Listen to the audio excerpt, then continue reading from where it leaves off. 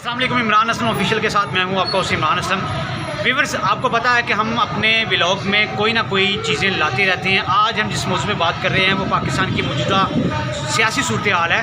खान साहब जो है वो धरना दिए जा रहे थे, लॉन्ग मार्च के लिए निकले थे। ऐसा क्या हुआ, किस बंदे की यकीन दहानी हुई, किस बावसूख ज़राए के मुताबिक मिलिट्री के ऐसे बंदे ने यकीन दहानी करवाई कि खान साहब ने लॉन्ग मार्च को तारीखों की शक्ल दे दी और आइंदा 6 माह में क्या इलेक्शन होने जा रहे हैं नहीं। और शहबाज शरीफ ने बयान कोट किया है कि हम आपकी डिक्टेशन पे नहीं ऐवान पे चलेंगे। क्या शहबाज शरीफ का लामिया सॉफ्ट है? क्या आइंदा 6 माह में इलेक्शन होने जा रहे हैं? इसी पर हम आज बात कर रहे हैं। हमारे साथ मौजूद हैं सैयद अपना फ़िदा हुसैन, जो मिनट मिरर में बतौर चीफ रिपोर्टर सर अंजाम दे रहे हैं। इससे पहले वो डॉन और दीगर जो है वो न्यूज़पेपर में फराज सर अंजाम दे रहे हैं। अस्सलाम वालेकुम फ़िदा भाई, कैसे हैं? वालेकुम सलाम, क्या हाल चाल है? ठीक बहुत शुक्रिया, आपने टाइम दिया।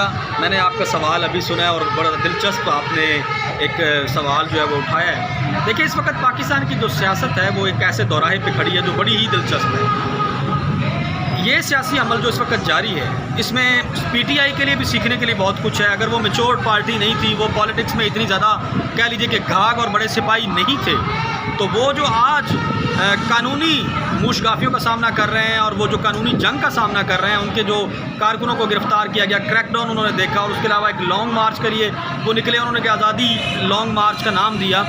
ये जो पूरी सूरत हाल है, इसमें ना सिर्फ ये कि पीटीआई की अपनी एक तरबियत और अपब्रिंगिंग हो रही है, बल्कि इसके साथ साथ हमारे जो सियासी पूरा मंजरनामा है उसमें भी दिलचस्प उतार चढ़ाव देखने में आ रहे हैं। वो जो पहले इक़्तिदार से बाहर थे वो अब इक़्तिदार में हैं, और वो जो इक़्तिदार में पहले थे वो अब इक़्तिदार से बाहर हैं। ये दिलचस्प सूरत हाल है और अब देखना ये है कि होने क्या जा रहा है, खान साहब का क्या बनेगा और इम्कान क्या है, क्या जल्दी इलेक्शन होंगे कि नहीं होंगे। देखिए, मेरी बात सुनो, कराइन हक़ाइक़ और जो सामने सूरत हाल है वो ये बताती है कि अगर बर वक्त इलेक्शन ना हुए तो खान जो है वो इनको चलने नहीं देगा। ये तो बात नज़र आ रही है, क्योंकि वो भी उसकी एक कह लीजिए कि ये खसूसियत कह लीजिए, ये उसकी खूबी कह लीजिए, या उसकी वो एक ऐसी तबीयत है उनकी कि जब वो कहते हैं कि मैंने ये करना है तो वो कर गुजरते हैं। अब उनका ये एजेंडा है कि हमने 6 दिन की उनको डेडलाइन दी थी। आपने देखा कि नेशनल असम्बली से बाकायदा जो खिताब किया वज़ीर आज़म ने, दोनों ने कहा कि जी देखें, हम जो नेशनल असम्बली फैसला करेगी उसके मुताबिक इलेक्शन। तो एक तरह से एक ऐसी डेडलॉक की सूरत हाल है। खान साहब का मुतालबा ये है कि इलेक्शन जल्द अज जल्द करवाए जाए, और जो कोलिशन गवर्नमेंट है वो ये कहती है कि नहीं, इलेक्शन हम जल्दी नहीं कराएंगे, जो फैसला होगा वो कंसेंसस के साथ होगा। In other words they are delaying it.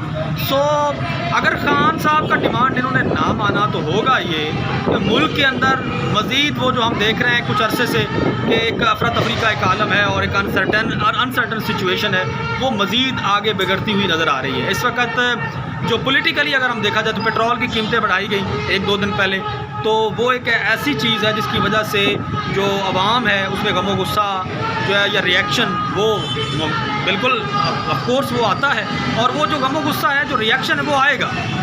अब अगर पीटीआई के चेयरमैन इसकी कॉल देते हैं तो मेरा ख्याल है, मैं ये समझता हूँ कि शायद उसका रिस्पॉन्स जो पहले इन्होंने लॉन्ग मार्च के लिए जो किया था उससे अब टोटली मुख्तलिफ होगा। अच्छा फ़िदा भाई, ये बताइएगा कि सुनने में आ रहा है, ज़राए ख़बरें बता रहे हैं कि आइंदा 6 माह में इलेक्शन मुतवक्के हैं, और खान साहब ऐसी तबीयत के बंदे, आपने कहा कि वो किसी की बात नहीं मानते। ज़राए के मुताबिक कुछ ऐसी शख्सियात ने उनको आमादा किया है कि आप ये डिले कर दें। खान साहब को जिस शख्सियात ने आमादा किया है कि आप लॉन्ग मार्च से रुक जाएं, क्या उन्होंने यकीन दहानी करवा दी? आपके एनालिसिस के मुताबिक इलेक्शन 6 माह के अंदर होंगे, मखलूसी हुकूमत बनेगी और गवर्नर और ये सारा कुछ जो है वो सेटलमेंट हो जाएगा? देखिए, ये जो सवाल आप कर रहे हैं ये जवाब देना बहुत मुश्किल है। मैं ये समझता हूँ कि जो हमारी इस्टेब्लिशमेंट है उसका बड़ा रोल है, और मुल्क की जो हमारी सिक्योरिटी है उसमें उनकी कुर्बानियों से आज ये मुल्क महफूज है। तो जब इंटरनल सिक्योरिटी का मामला है या हमारी एक्सटर्नल सिक्योरिटी का मामला है तो वो इदारे हरकत में आते हैं और वो अपनी ज़िम्मेदारी निभाते हैं। गुजारिश ये है कि इस वक्त जो इस्टेब्लिशमेंट के अंदर जो सूरत हाल है, यकीनी बात है उसमें भी कुछ उतार चढ़ाव देखने में आया है। उतार चढ़ाव तो आप समझ गए होंगे कि मैं क्या कहना चाह रहा हूँ। तो जब किसी को कुछ सिग्नल मिलता है तो उस सिग्नल के मुताबिक ही कुछ चलता है। हमारी सियासत में ये सिग्नल जो हैं वो बड़ी अहमियत रखते हैं, इसको मैं सिग्नल कहूँगा। तो ये सिग्नल जो होते हैं ये इन अदर वर्ड्स ये सपोर्ट होती है। अच्छा फिदा भाई, एक आबद शेर अली की प्रेस कॉन्फ्रेंस में हमने सवाल किया कि नवाज शरीफ कब वतन वापस आ रहे हैं, तो उन्होंने कहा था कि नवाज शरीफ की मौजूदगी में मुल्क में इलेक्शन होंगे। इन केस अगर इलेक्शन ये आइंदा 2-3 माह में अनाउंस हो जाते हैं, आप समझते हैं कि नवाज शरीफ पाकिस्तान आएंगे और इलेक्शन में? जो मेरे उकाब हैं, लोगों की चिड़िया होती है जो उनको खबर देती है, तो मेरे जो उकाब हैं वो ये बताते हैं कि जो नवाज शरीफ साहब हैं ना, अब वो वापस नहीं है, उनकी वापसी का इम्कान जो है वो मादूम है। मेरे उकाब ये कहते हैं कि जो नवाज शरीफ साहब हैं उन्होंने वापसी का कोई ऐसा फ़ैसला नहीं किया, और ये जो आगे मूवमेंट चलाएगी नून लीग, तो उसमें जो कहा जा रहा था कि नवाज शरीफ आके उसको चलाएंगे, मोबिलाइज़ करेंगे, तो जो मेरे उकाब हैं उनके मुताबिक ऐसा कोई इम्कान नहीं है कि नवाज शरीफ वापसी का कोई इरादा रखते हैं। रह गई बात कि आगे इलेक्शन कब होने हैं, तो मैंने आपको पहले बताया कि इलेक्शन के अलावा और कोई सलूशन नहीं है, क्योंकि अब इम्पैक्ट जो है आप देखेंगे महंगाई का, ये ग्राफ जो है वो ऊपर जाएगा, आम आदमी की ज़िंदगी मुतासर हो रही है, और एक रिजेंटमेंट जो है ना सोसाइटी में वो देखने में नज़र आएगी। और फिर साथ साथ जो तहरीक इंसाफ की मूवमेंट है उसमें भी आप देखेंगे कि उन्होंने डेडलाइन 6 दिन की दी थी, और आगे उसमें मज़ीद आप देखेंगे कि तेज़ी आएगी। तो ऐसे प्रेशर की सूरत में जब आप सिस्टम को जाम कर दें और हर तरफ कंटेनर्स लगे हों, हर तरफ रुकावटें लगी हों, जब शहरों में सप्लाई नहीं हो रही फूड की और बाकी चीज़ों की, और एक अनारकी की सूरत हाल की तरफ जो मतलब इम्कानात बढ़ते हुए जब देखते हैं, तो इस सूरत में या वो जो मुमकिन थ्रेट है अनारकी की, उसके पेश नज़र हुकूमत का चलना और चलता हुआ नज़र आना, ये मैं तो इसको रूल आउट कर रहा हूँ। मैं समझता हूँ कि ऐसा नहीं होगा, हुकूमत नहीं चल पाएगी। अगर इन्होंने जल्दी इलेक्शन ना अनाउंस किए तो फिर हुकूमत नहीं चल पाएगी। दूसरी बात ये कि आगे बजट आने वाला है, तो बजट में IMF की जो डील है उसका बड़ा अहम किरदार है। जो डील अगर हो जाती है तो नून लीग जो है वो कामयाब होगी, और अगर डील नहीं होती तो फिर उसके लिए भी बड़े हमारे लिए मसाइल पैदा होंगे, मुल्क के लिए मसाइल पैदा होंगे।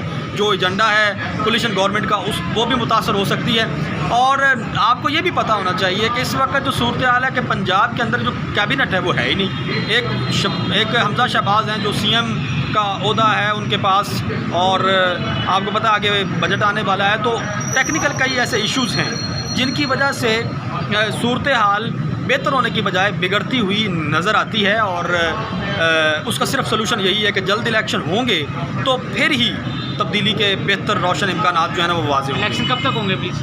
जी इलेक्शन जो है ना, आज अगर आप देखें मई की आज 28 तारीख है, तो आप अंदाज़ा लगा लें कि अक्टूबर और नवंबर तक जो इलेक्शन है वो हो जाएंगे। लेकिन जो अहम बात है वो ये है कि जो इलेक्शन कमीशन है, ख़ुसूसी तौर पर खान साहब का ये था कि EVM के ज़रिए से इलेक्ट्रॉनिक वोटिंग होनी चाहिए, तरमीम कर दी गई है, वो तरमीम कर दी गई और वो तब्दीलियाँ आई, और ऊपर से ECP का जो मौक़िफ़ था वो भी टोटली डिफरेंट था।